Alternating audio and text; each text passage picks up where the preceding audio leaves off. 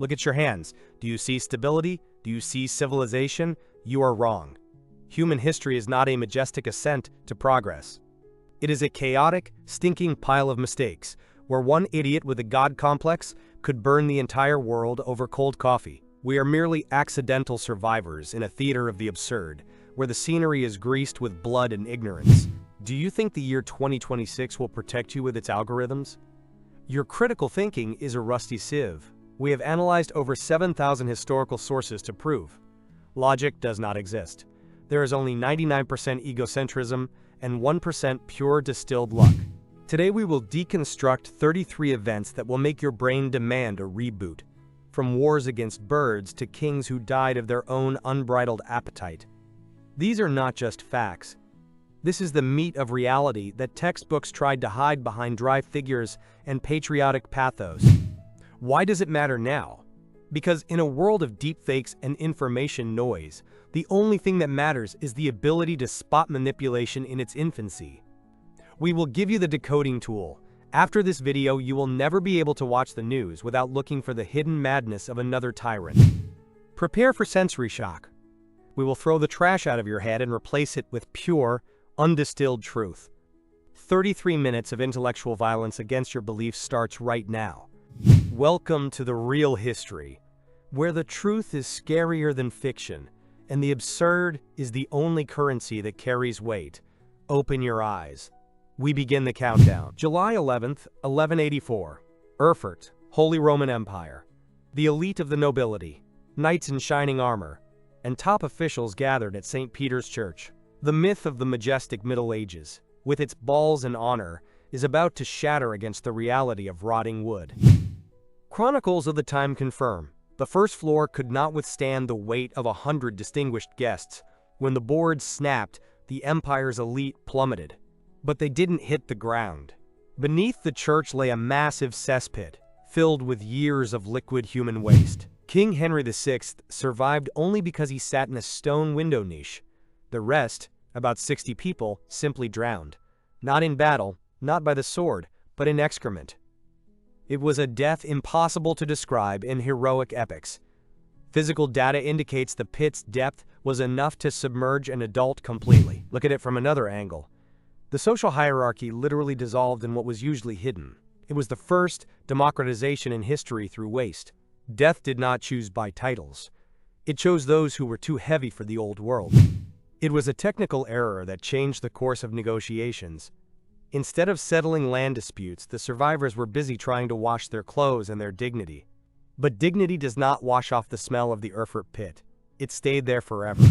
The next time you hear about the high culture of the Middle Ages, remember the 60 counts who ended their lives in a cesspool. Sometimes history is just bad plumbing. October 17th, 1814. London. St. Giles District. Poverty, filth, and the scent of cheap alcohol. The myth of Industrial Revolution safety is about to dissolve in 1 million liters of dark porter. At Moo & Company Brewery, an iron hoop snapped on a giant 7-meter-high vat. A chain reaction destroyed other tanks. Result: 580,000 liters of beer burst out, creating a wave nearly 5 meters high. The wave demolished 2 buildings and destroyed a pub wall. 8 people died. Most were women and children in basement rooms. They literally drowned in alcohol without taking a single sip. It wasn't rain from heaven, but liquid death. The savagery of the situation wasn't in the flood itself, but in the crowd's reaction. Instead of helping, thousands rushed with buckets and cups to drink free beer straight from the gutters. It was a deconstruction of human dignity in real time, alcoholism as a survival instinct. The court ruled the disaster an act of God. The brewery paid zero compensation to the victims' families. Moreover, the government refunded their taxes paid on the lost beer.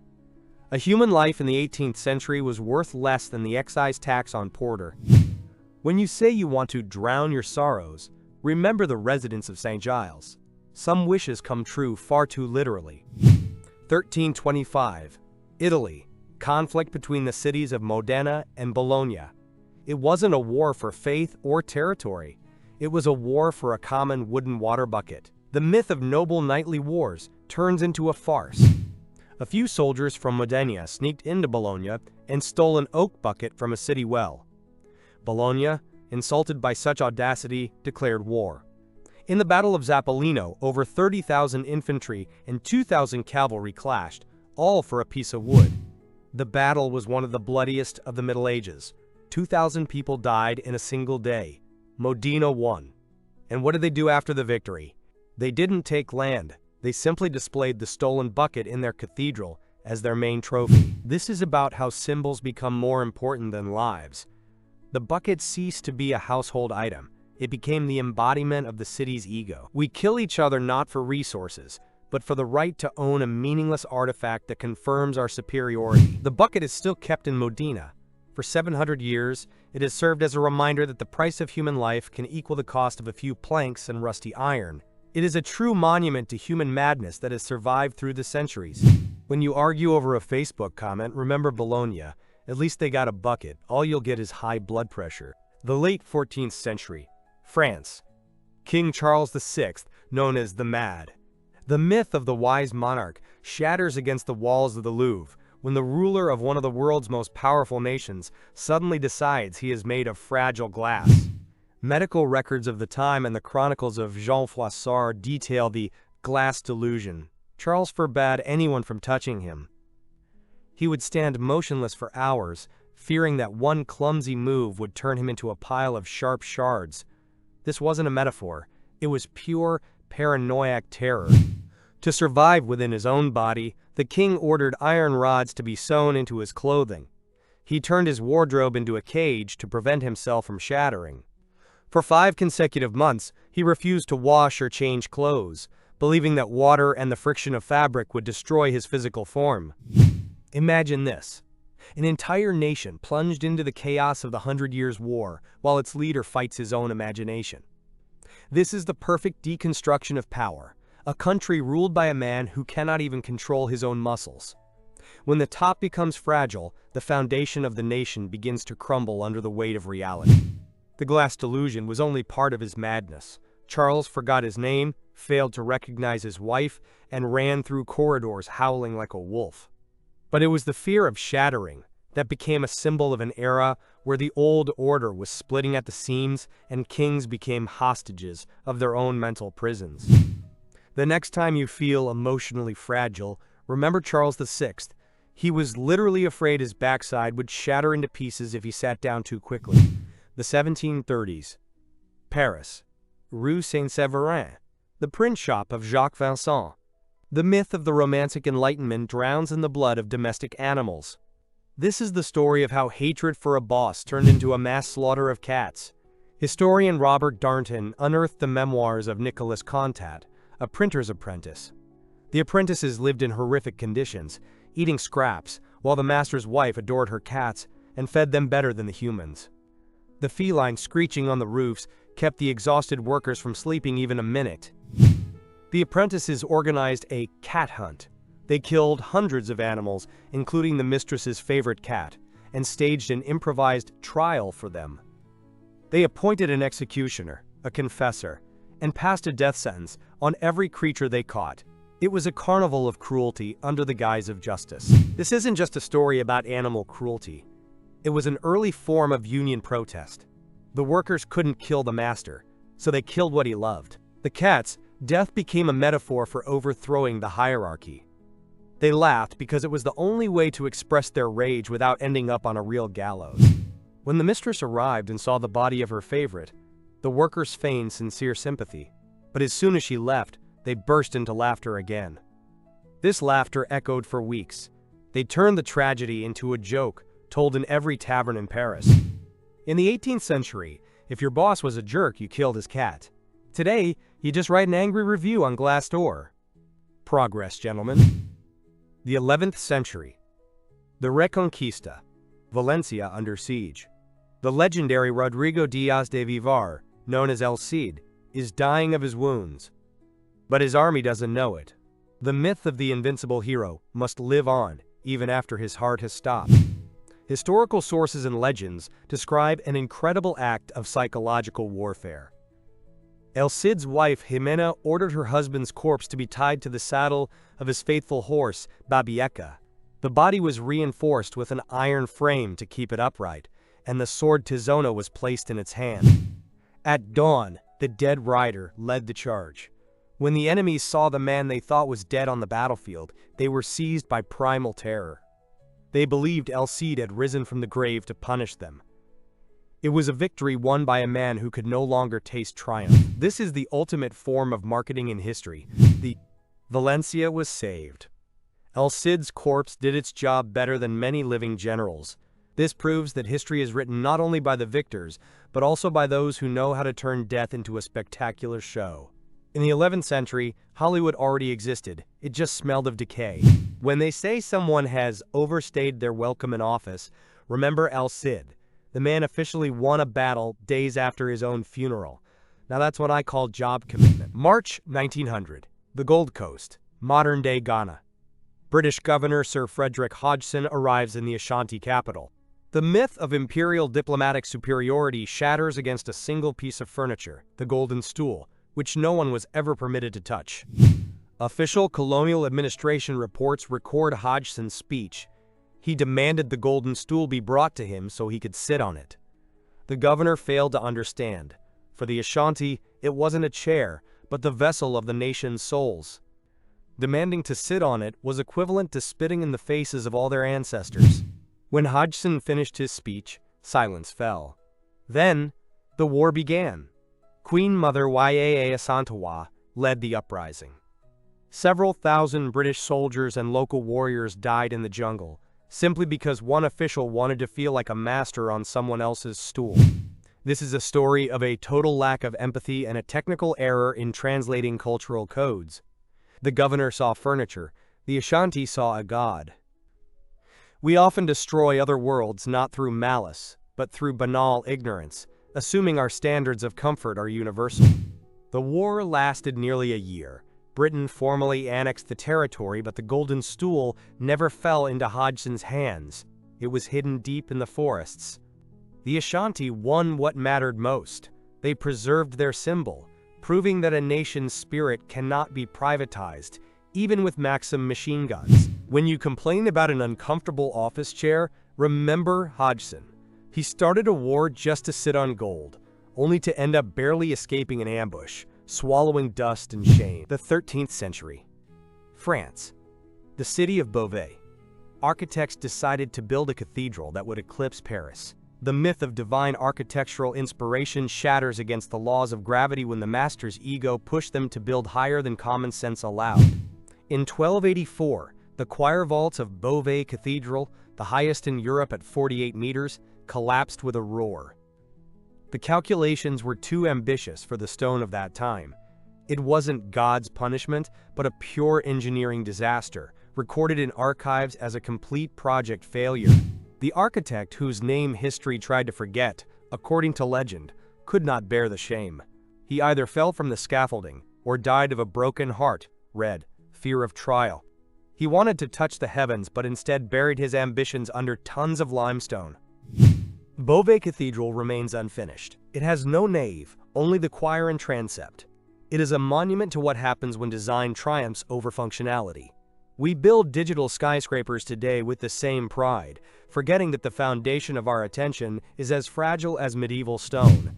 Masters of that time believed the higher the cathedral, the closer they were to God. But gravity is the only law that allows no absolution. Beauvais became a symbol of intellectual dead end.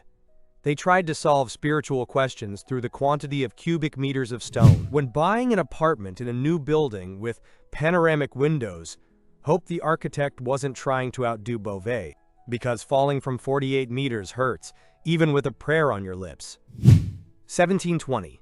Paris. The era of John Law, the man who invented paper money and financial pyramids. The myth of the land of opportunity in Louisiana was built on lies, and instead of gold, brides from prisons and asylums were sent there. Passenger lists from ships like La Baleine confirm most women were the king's gift to the colonists. They were called casket girls because all their possessions fit into one small box. It was the first state-sponsored export of humans to support rapidly devaluing stocks. When they arrived in New Orleans, instead of golden palaces, they saw swamps, mosquitoes, and famine. Many died of scurvy and dysentery within the first months. It was the Tinder of the 18th century, where instead of a swipe right, you got a one-way ticket to a hell greased with alligators. The Mississippi bubble burst, leaving thousands of Frenchmen bankrupt, and these women abandoned on the other side of the world. It's a deconstruction of the American dream, before it was even born. History proves, for corporations, people are just fuel, whether it's stocks of an IT giant or the colonization of wild lands. Interestingly, many modern elite families in New Orleans take pride in their descent from these women. They turn the survival story of prostitutes and orphans into a noble legend of pioneers. This is the ultimate form of social manipulation, how to turn tragedy and fraud into a brand. When investing in the next crypto, remember the Mississippi Company. Perhaps your money won't just vanish, but will become a ticket for someone to an island of alligators. With no way back. Medieval France. A quiet convent. The myth of holy silence and humility is torn to shreds when one of the nuns suddenly begins to meow like a wild cat.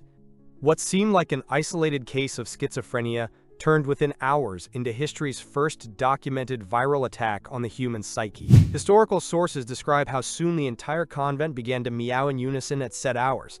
They did this for hours on end, terrorizing the surrounding villages. It was mass hysteria, recorded by doctors of the time as a mental contagion, arising from extreme isolation and religious fanaticism. This is about the fact that our brain is not an autonomous computer, but a node in a network. In conditions of information deficit and intense stress, we are ready to copy any deviant behavior just to feel a sense of belonging. Meowing was a form of unconscious protest against strict rules that scorched individuality. The madness stopped only when the authorities threatened to bring in troops and lash every nun with rods. The fear of physical pain proved stronger than the mental disorder. This proves any ideological or mental construct crumbles when raw physical reality enters the game. The story of the nuns is not a medieval joke, but a warning. We are just as vulnerable to digital meowing in 2026.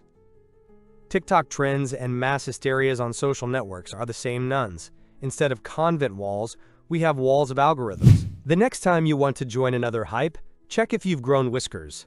Sometimes being in the loop just means being part of a very strange zoo. March 1621. Madrid. The Alcazar Palace.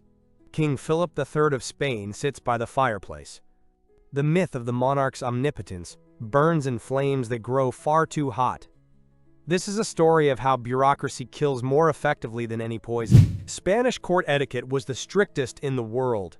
Only a specific official, the Grand Chamberlain, had the right to move the king's chair or dim the fire. But that day, the Chamberlain was not in the palace. Philip III continued to sit until his face blistered from the heat. This is the ultimate form of a technical system error. Rules created to emphasize majesty became instruments of torture. The king was a hostage to his own status. When procedure becomes more important than life, the system begins to devour its creator. This is a deconstruction of power. You own half the world, but you cannot move your backside a meter to the left without permission. The king died a few days later from erysipelas, acute skin inflammation triggered by overheating and infection. He was killed not by treason or an enemy's bullet, but by the absence of a person with the right title. It was an ending worthy of the worst script, a monarch who burned from his own etiquette. Why are we talking about this in 2026? Because the corporate world today operates the same way. Projects die, people burn out, and clients wait for months because there is no approval from Department X. We replaced Spanish chamberlains with management software, but the essence remains the same. Form kills content. When you fill out your 10th report form of the day, remember Philip III. At least you can stand up and walk away from the monitor. He didn't have that luxury. 1902. Hanoi, French Indochina. Colonial authorities face a plague epidemic. The myth of wise government management crumbles when officials decide to pay locals for every rat tail brought in.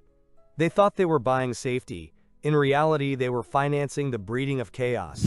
The program seemed successful. Thousands of tails were brought in daily. But soon, police noticed a strange thing.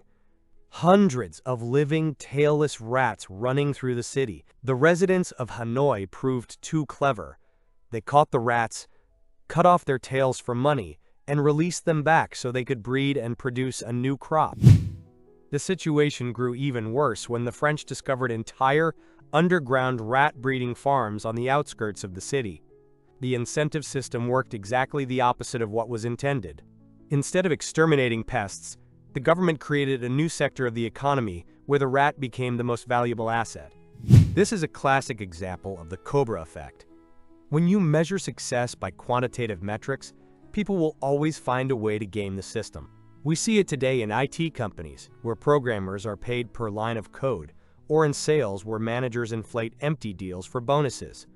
The story of Hanoi's rats is the story of the collapse of KPIs. When the authorities canceled the buyback program, enraged farmers simply released thousands of rats onto the city streets. Hanoi was flooded with rodents who were now also insulted. The epidemic broke out with renewed vigor. A technical error in management led to a biological catastrophe. When your boss proposes a new motivation system, count your tails. You might already be working on a rat farm. It's just that instead of cages, you have an open office. 1731. The Caribbean Sea. Smuggler Captain Robert Jenkins encounters the Spanish Coast Guard. The myth that great wars are fought for ideas or freedom shatters against a single glass jar containing a severed human ear.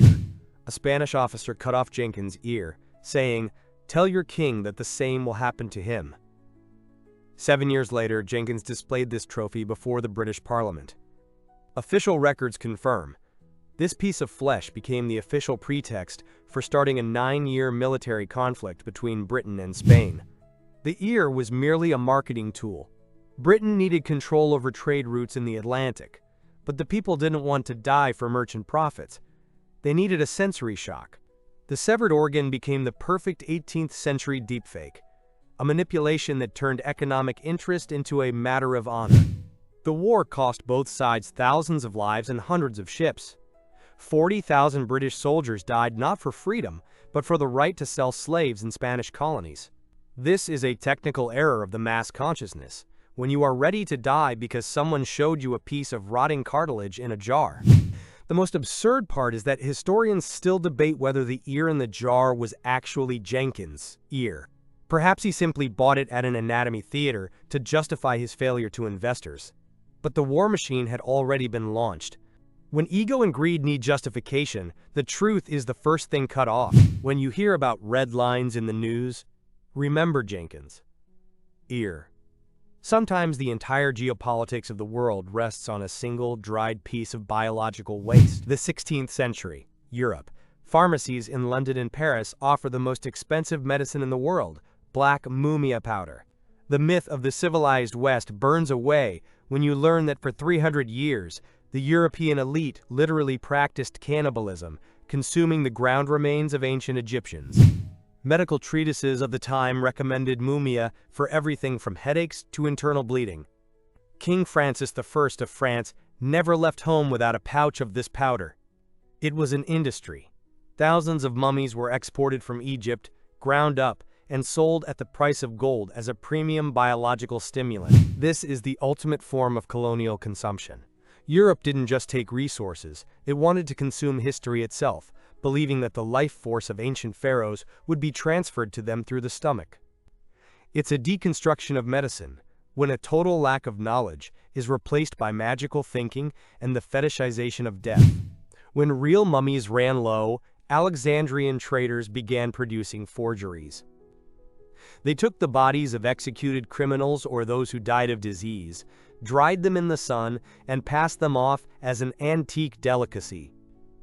European aristocracy spent years eating executed paupers, thinking they were consuming eternity. In the 19th century, this madness evolved into mummy unwrapping parties.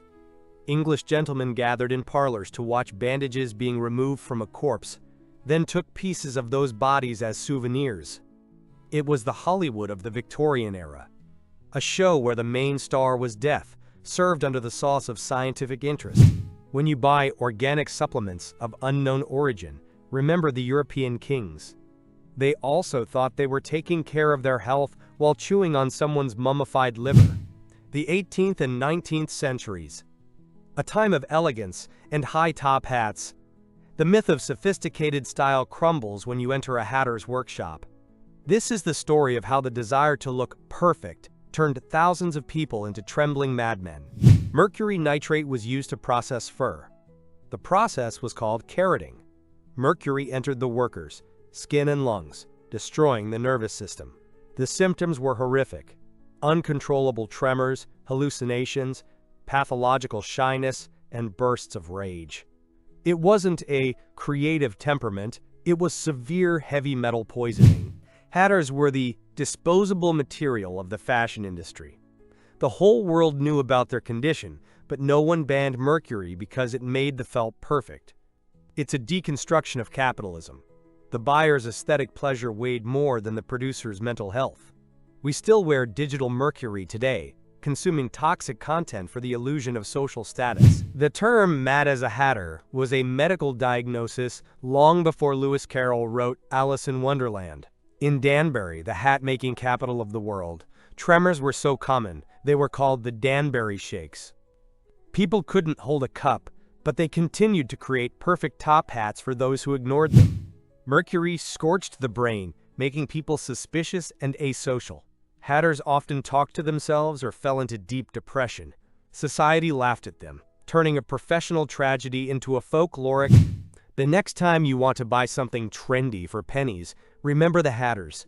You pay with money, but someone else pays with their mind. Enjoy your shopping.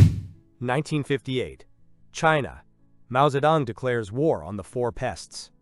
The myth of man's ability to completely subdue nature reaches its peak when a tiny sparrow is designated as the nation's primary enemy. The order was simple: do not let the birds land. Millions of Chinese people beat drums and pots for hours. Sparrows died of exhaustion mid-flight. In 1 year, nearly 2 billion birds were destroyed. It was the most massive and senseless biological operation in human history. The following year, collapse struck. Without sparrows, locusts and caterpillars multiplied, devouring the entire harvest. The Great Chinese Famine began. Physical data indicates that this weight, quote, over birds led to the deaths of 30 to 45 million people. Ecological imbalance became a weapon of mass destruction. This is a deconstruction of authoritarian logic. When one idiot at the top makes a decision without consulting biologists, an entire nation pays with its lives. Mao saw grain thieves and sparrows, but failed to see ecosystem regulators. It is a technical error on a planetary scale, believing that a complex system can be fixed with simple violence.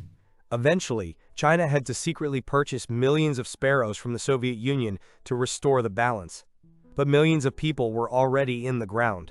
This proves that nature does not forgive pride. We are still doing the same today, trying to hack complex algorithms or social structures in one stroke, without understanding the consequences. When you want to put things in order in your life by starting with the total destruction of something small, remember Mao. The sparrows returned, but 30 million people did not. Victorian England. An era of invention and progress. The banjo feeding bottle appears, every busy mother's dream. The myth of care and convenience turns into a nightmare when these bottles begin to mass murder infants right in their cradles. The bottle's design included a long rubber tube that was virtually impossible to clean from the inside.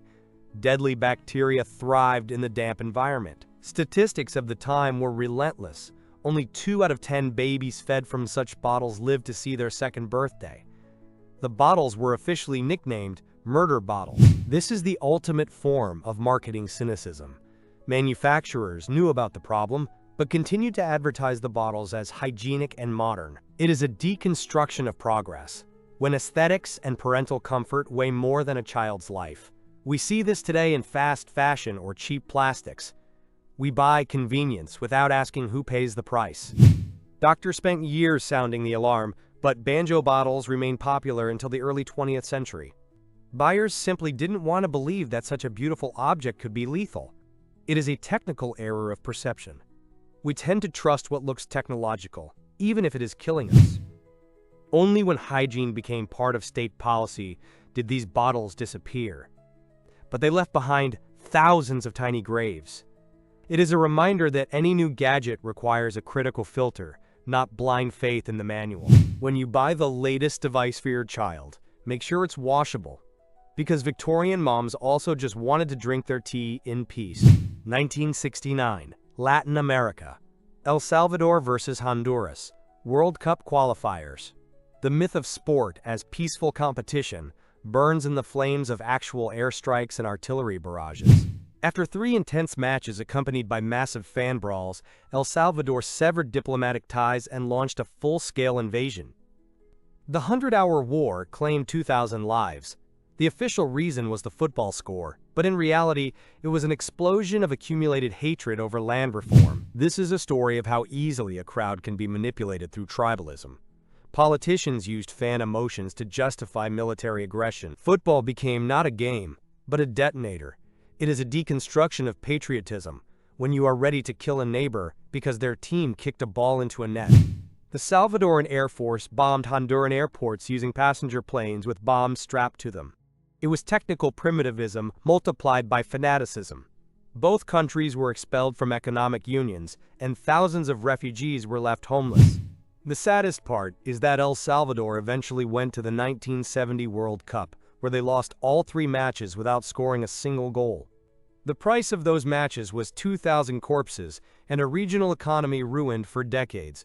This proves, in the game of ego, there are no winners. Next time you're ready to smash your TV over your favorite team's loss, remember Honduras. They at least had a reason. Bombs were flying at them, not just a remote control. The mid-19th century. The Pacific Ocean. The myth that empires fight for gold or honor shatters against vast white mountains of bird droppings.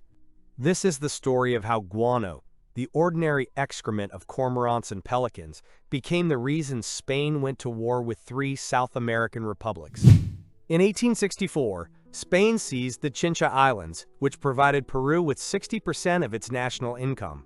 Guano was the perfect fertilizer for a starving Europe. Physical data shows layers of excrement on the islands reached 30 meters thick. It was white gold, paid for in blood. This war is a deconstruction of the concept of resource. We are used to thinking that value is created by intellect, but in the 19th century, the world economy depended on the speed of bird digestion. It is a technical error of civilization, building power on waste products instead of seeking sustainable solutions. Excrement became a geopolitical lever. The Battle of Callao was the climax. The Spanish fleet fired thousands of shells but failed to reclaim its colonial majesty. Hundreds of sailors died. Their lives were sacrificed so that European farmers could grow more potatoes. This is the cynicism of history in its purest form. A few decades later, chemical fertilizers appeared, and the Chincha Islands became useless rocks once more.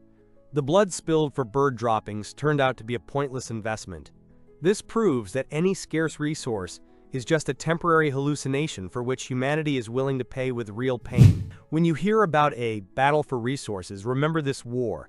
Sometimes being a great power just means knowing how to argue very loudly because someone left a mess in the middle of the ocean. The 18th century. The Kingdom of Dahomey, modern-day Benin.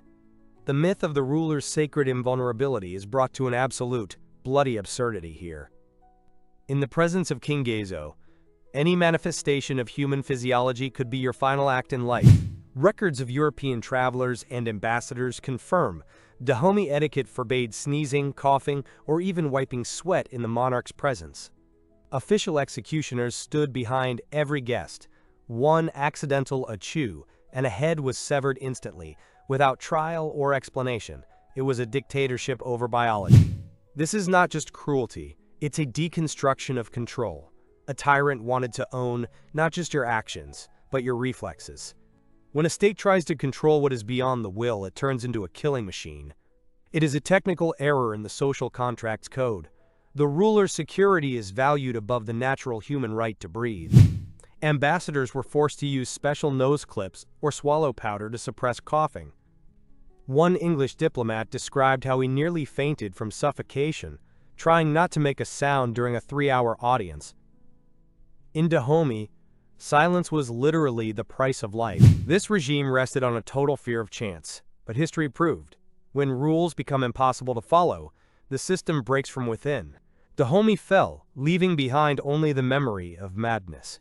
This is a reminder to all modern controllers: you cannot forbid nature from being nature. The next time you feel embarrassed to sneeze in a quiet office, remember Dahomey. There, they didn't just fire you for it, they took your head. Bless you. September 17, 1788, the Austro-Turkish War. 100,000-strong Austrian army prepares for battle. The myth of military discipline shatters into pieces when the soldier's main enemy becomes not a Turkish scimitar, but a barrel of cheap schnapps. A dispute over alcohol between hussars and infantry escalated into shooting. In the darkness, someone yelled, "Turks! Turks!" The army, composed of Austrians, Hungarians, Serbs, and Italians, stopped understanding commands. Officers shouted, "Halt!" But soldiers mistook it for Allah and opened fire on their own. This is the ultimate form of a communication collapse.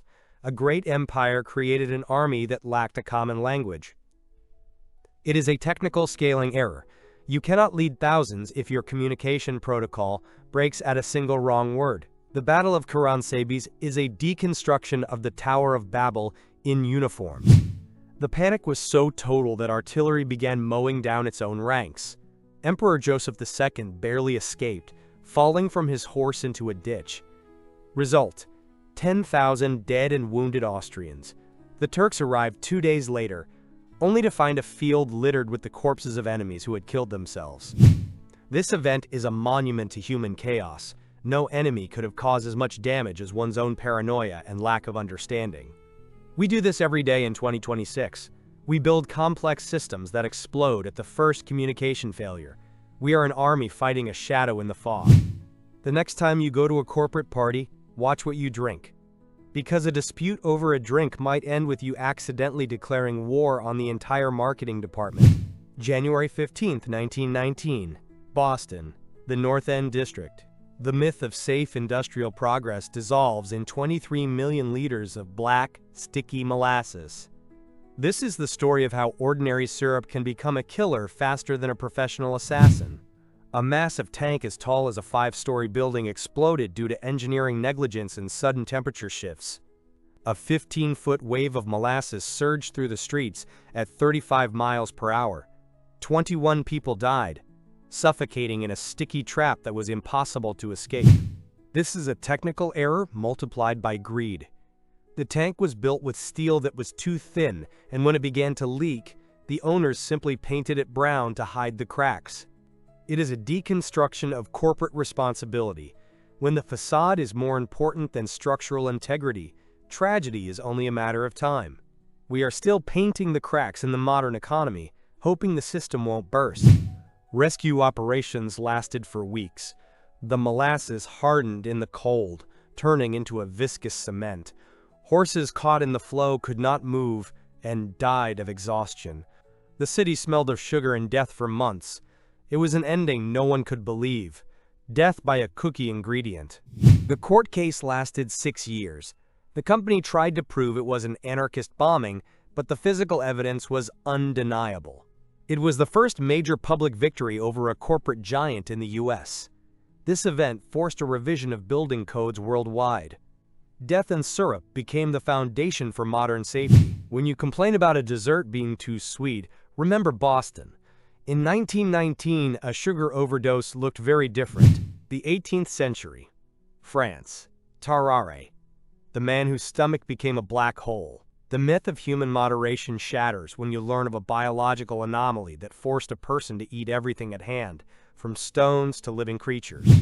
Dr. Percy's medical records confirm Tarare could eat a meal for 15 people in one sitting. He swallowed live cats, snakes, and even a basket of apples. His body emitted such a stench that it was unbearable from 20 paces. This wasn't greed, it was a metabolic technical error that turned a human into a biological shredder. Tarare is a deconstruction of consumerism. He became the perfect spy soldier because he could swallow secret documents in wooden cases. We often think our body is a temple, but for Terrare it was a prison that demanded constant sacrifice. It is an example of how biology can completely erase personality, leaving only one base instinct. The tragedy peaked when an infant disappeared from the hospital where he was staying. Terrar was suspected of eating the child. He was expelled and died years later of horrific diarrhea and tuberculosis. The autopsy showed his stomach occupied almost the entire abdominal cavity, and his liver was enormous and rotted. Terrar was a victim of his time, when medicine had no name for his condition. Today we would call it an extreme form of polyphagia, but then he was just a monster. His life is a reminder of how dependent we are on our brain chemistry. One hormone glitch, and you are no longer a person, but a bottomless maw. Next time you go to an all-you-can-eat buffet, remember Terrare. He also started with large portions and ended, well, better not to mention that, while eating. 1838, Mexico. General Antonio López de Santa Anna loses a leg in battle against the French. The myth of state dignity turns into a surreal drama when a severed limb becomes an object of national worship and international scandal. Santa Anna ordered his leg buried with full military honors. The limb was placed in a crystal coffin, paraded through the city to artillery salutes, and given a monument. It was an act of supreme egocentrism, recorded in Mexican chronicles as the height of patriotic absurdity. This is a deconstruction of symbolism. When a leader identifies with the state, even his trash becomes a relic. Santa Anna used his lost leg as political capital, reminding the people of his sacrifices. It is an ideological technical error, believing that a piece of wood or dead flesh can grant legitimacy to a dictator. Years later, during an uprising, an angry mob dug up the leg and dragged it through the streets, mocking the general. But the real twist came in the war. With the US, Americans captured Santa Anna's new prosthetic leg as a trophy.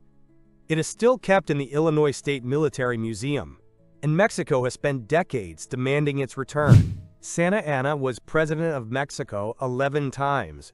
Each time he returned to power using the wounded hero. When they say someone gave someone a leg up, remember Santa Anna. He literally gave his leg to the Americans and still managed to rule the country for several more decades. Now that's what I call standing your ground. 1958. The North Atlantic. Tiny Iceland against the mighty British Empire. The myth that the fleet rules the waves, sinks in icy water, when an island without a standing army declares war on the Royal Navy over the right to fish for cod. The Icelanders invented a secret weapon, large net cutters used to simply slice expensive British trawls. The British sent frigates, the Icelanders rammed them. Over 40 collisions were recorded. Physical damage to ships was valued in millions of pounds, yet the weapons were mere steel hooks and wild stubbornness. This is the ultimate form of geopolitical bluffing. Iceland, a NATO member, threatened to leave the alliance and close a strategic US base if Britain didn't back down. It is a deconstruction of power. A small player used a nuclear shield as leverage to protect its fish. Britain, with its aircraft carriers, capitulated to a country whose main strike force was cooks on patrol boats. The war lasted intermittently for nearly 20 years. Britain lost 3 times. Each time, Iceland expanded its waters until the British were completely forced out. This is a technical error of imperial thinking, believing that cannons can solve an issue where national survival and a nation's dinner are at stake. The consequences were catastrophic for British fishing towns. Thousands lost their jobs because the empire couldn't negotiate over cod. This proves, in the 20th century, the right to food became stronger than the right to a flag. History is not about battleship battles, but about who controls your refrigerator. When you eat fish and chips in London, know this: Britain took a harder hit over this cod than it did from Napoleon. Enjoy your meal. 1910. Halley's Comet approaches Earth. The myth of scientific enlightenment evaporates when astronomers detect cyanogen, a deadly gas, in the comet's tail. Humanity, instead of looking through telescopes, begins preparing for the end of the world in a state of total psychosis. Newspapers of the time inflated the news to apocalyptic proportions. Swindlers pivoted instantly. Anti-comet pills and masks supposedly protecting against cosmic gas went on sale. Cases were recorded of people boarding up doors and windows, trying to keep the poisonous sky out of their homes. This is history's first global infodemic. Swindlers weren't selling pills, they were selling the illusion of control over the uncontrollable. The comet became the perfect marketing platform for fear. It is a technical error of mass consciousness, when one scientific phrase, ripped from context, turns into a weapon of mass extortion. When Earth passed through the comet's tail, nothing happened. The gas concentration was so minuscule, it was impossible to detect. But the mass suicide had already occurred. Hundreds worldwide took their lives to avoid dying in agony from the gas. Those who sold the pills became millionaires. This story is a mirror of 2026. We are still buying anti-comet umbrellas in the form of questionable courses or panic news. Fear of the unknown is the only commodity that never loses value. Hallie's story proves we fear the sky when we should fear those selling us masks against it. Next time you see a terrifying prophecy online, just look out the window. If the sky hasn't fallen yet, it means someone is trying to sell you chalk as medicine again. The 1930s. Germany. Hans Roeder founds the Asra Dog School. The myth of Aryan superiority reaches biological absurdity when the Third Reich decides that dogs are as intelligent as humans and can be taught to speak, read, and serve in the SS. Special SS reports describe the school's successes. One dog named Kurvanal supposedly could speak by tapping out letters with his paw. He told visitors he did not fear death. The Nazis believed dogs would become perfect concentration camp guards, able to report prisoners, plans in human language. It was madness backed by state funding. This is a deconstruction of an ideology trying to rewrite the laws of nature. The Nazis were so obsessed with ideas of purity and exclusivity that they began looking for human traits in animals while denying them to humans. It's a technical worldview error, being willing to believe in a talking dog just to avoid admitting equality with those you deem inferior. The project failed because dogs remain dogs. They wanted meat, not to discuss the philosophy of National Socialism. But Hitler, who adored his shepherd Blondie, believed in the project until the end. This proves that dictators often live in a world where their fantasies of superiority extend even to the fauna. The story of the Asra School is a reminder of how far pseudoscience can go when it becomes part of a state religion. We see similar attempts at anthropomorphization today when AI is endowed with human rights or feelings. It's the same trap, trying to see ourselves where there are only instincts or algorithms. When your dog brings you slippers, don't expect him to start quoting Nietzsche. The Nazis tried, and all they got were bitten boots and meat bills. August 30th, 1904. The St. Louis Olympics. The marathon. The myth of noble athleticism shatters against 90-degree heat, dust storms from cars, and an organizer who decided that drinking water during a race was, quote, weakness.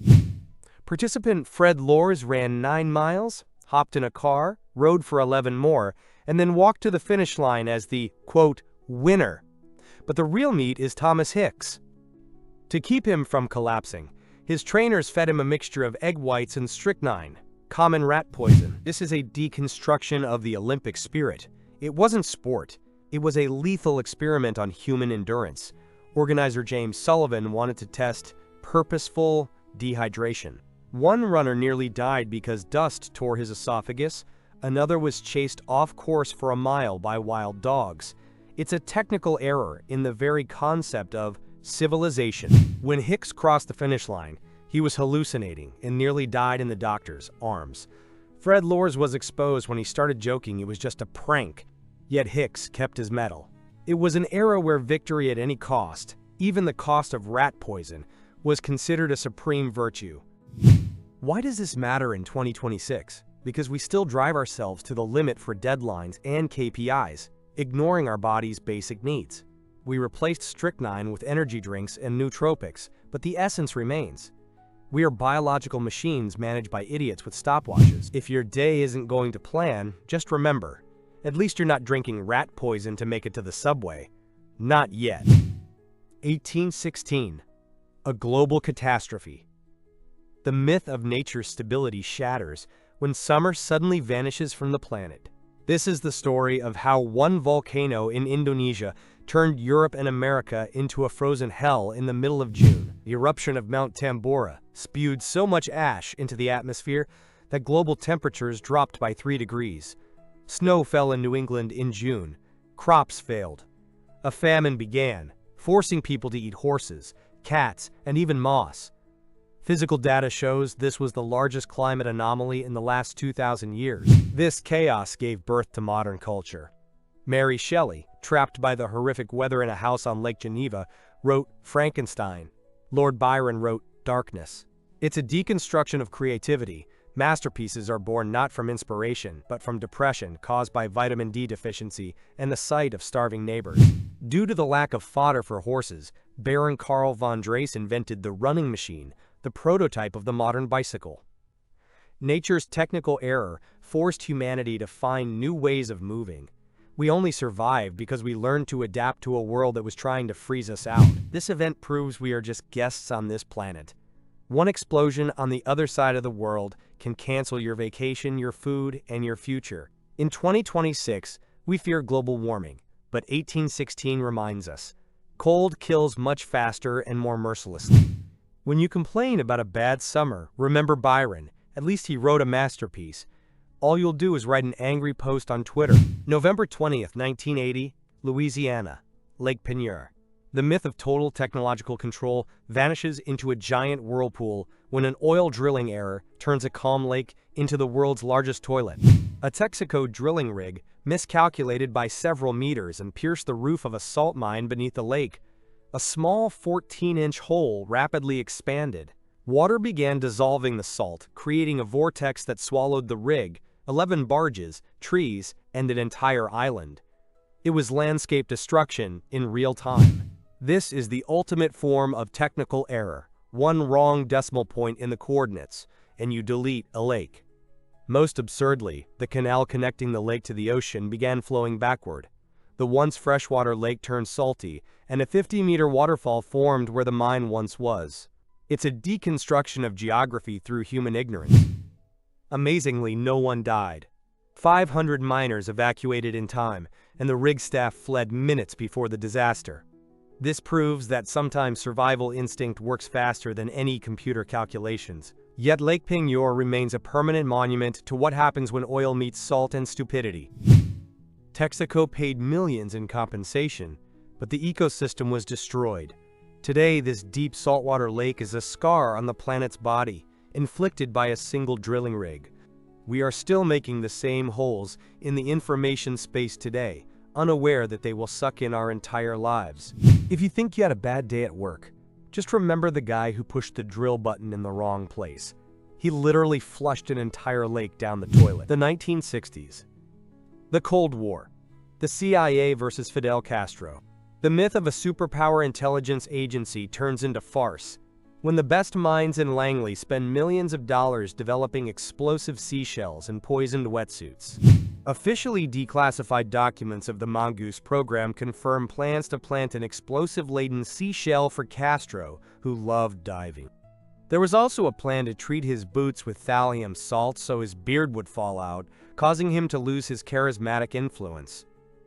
It is a technical error in understanding leadership psychology, replaced by childish tricks.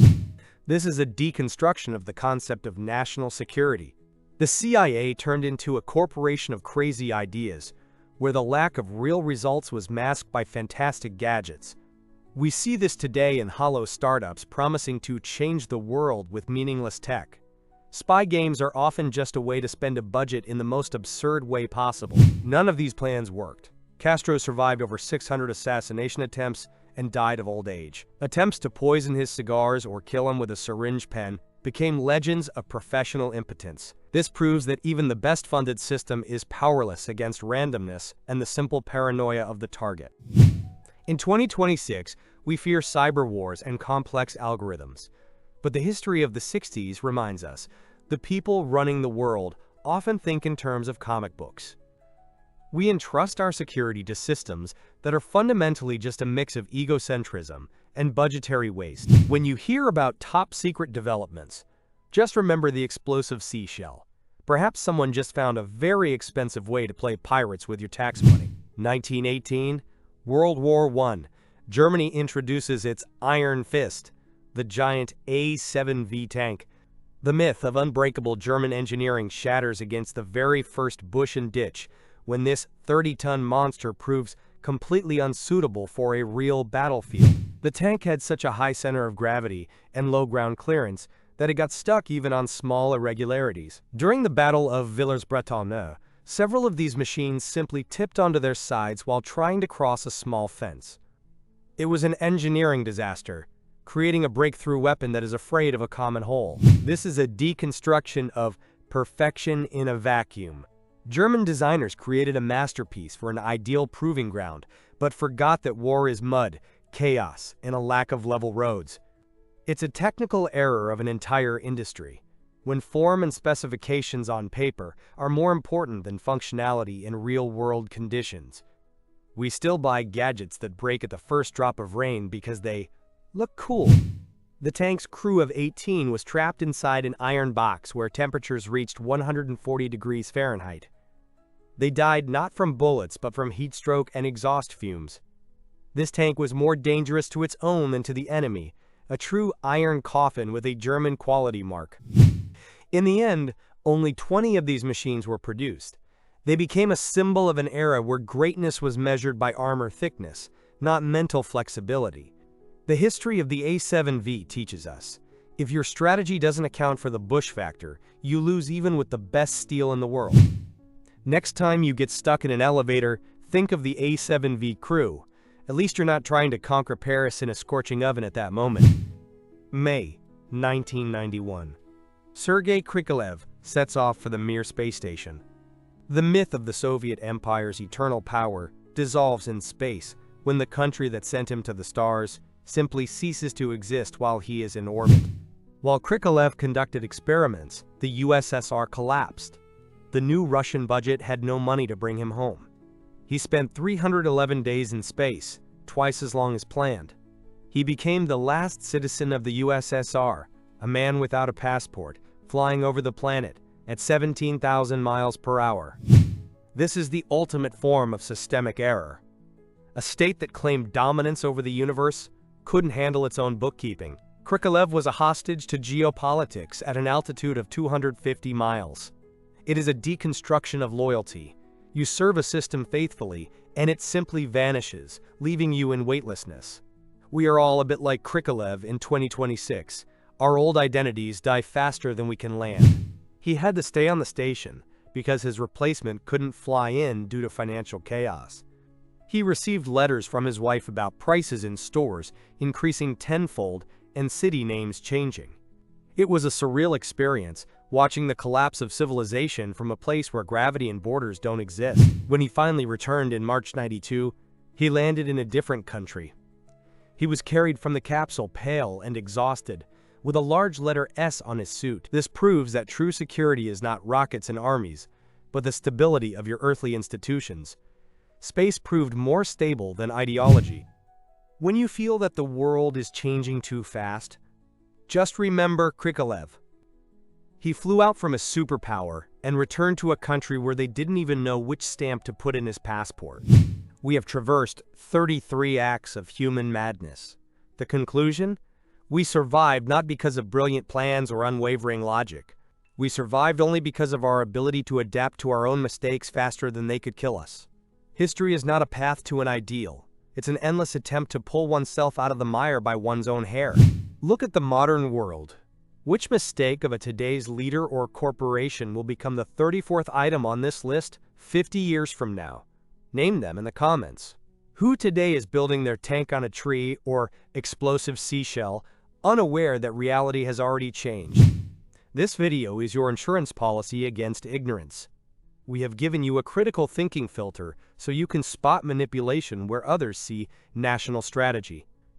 Subscribing to this channel is not just a number in your profile. It is your tool for decoding reality in a world becoming increasingly absurd. Don't let yourself be fooled by the next glass king. Study the meat of facts, not the wrapper of propaganda. The world of 2026 requires you to be faster than molasses and smarter than Nazi dogs. Thank you for taking this journey with us. Share this video with someone who still believes in the logic of history. Let their brain demand a reboot too. See you in the next deconstruction. Remember, history is a mix of ego and errors. Be the exception to the rule. Be the category king. End of transmission.